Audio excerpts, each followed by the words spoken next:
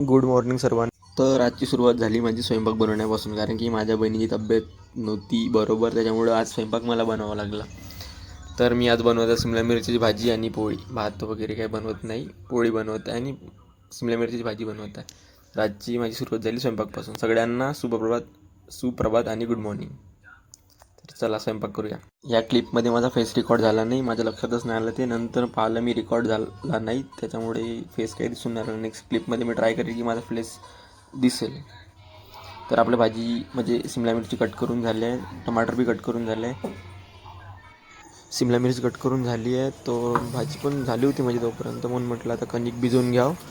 तर मी कणिक भिजवताना dual कॅमेऱ्यांनी record केला आहे, कारण की लोकांना वाटायला पाहिजे की स्वतः मी स्वतःच करत आहे. कारण काही काही लोकांना वाटते की मी मजाक करतो, स्वयंपाक मला येत नाही. मला सर्वच येते, बट मला दाखवता येत नाही.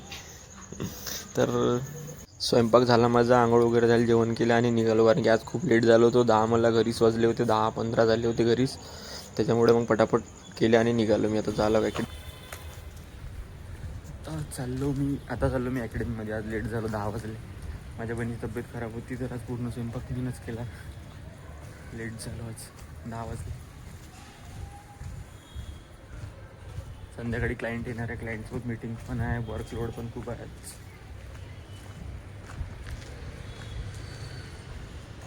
अकॅडमीमध्ये गेलो, क्लास केला आणि वापस आलो मी. आज 1-1:30 म्हणजे 2:00 वाजले होते मला यायला. त्याच्यानंतर आणखी रूमवर आलो आणि वर्क करत बसलो, कारण की संध्याकाळी क्लायंट येणार होतं, आणखी मला जायचं होतं. त्याच्यामुळे वर्क केलं थोडं. हे तसं कालचं वर्क आहे म्हणा, काल रात्री वगैरे करतो. काल रात्री हे वर्क करत होतो, मतलब वर्किंग ड्रॉईंगचं. ते झालंच आहे माझं पूर्ण.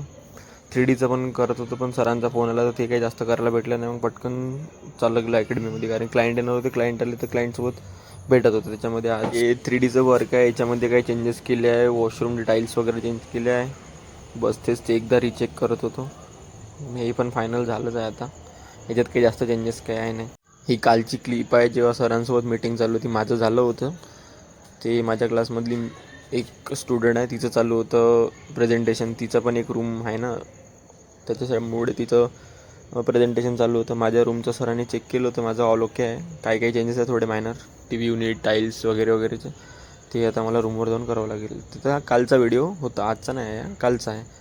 आज तर झाले म्हणा माझे रूम फायनल. तर हे आहे ही आजची क्लिप आहे. आज आणखी सरांनी 4 वाजता बोलवलं होतं, कारण क्लायंट येणार होतं. तर क्लायंटला भेटायसाठी आता चाललो मी. क्लायंट येणार होते, आता मी चाललो अकॅडमीत. मग आणि आलो मी 12 वाजता वापस. 12 नाही, 2 वाजले होते याला, म्हणजे 2 वाजले होते याला.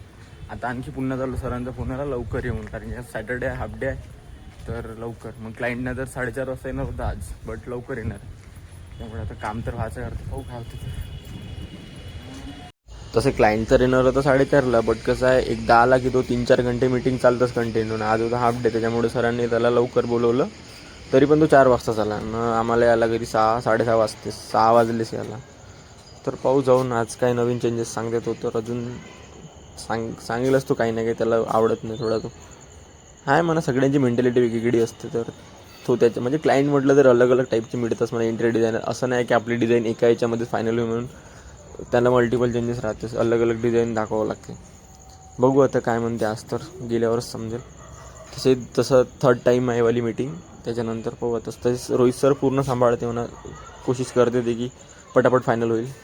तर मी आलो आता अकॅडमीमध्ये आणि सरांसोबत क्लायंटची मीटिंग चालली आहे त्यांच्या ऑफिसमध्ये. मी इकडे प्रेझेंटेशनचं पूर्ण रेडी करून ठेवलं आहे. स्क्रीनवर HDMI लावून ठेवलं आहे आणि लॅपटॉपवर पण ओपन करून ठेवलं आहे.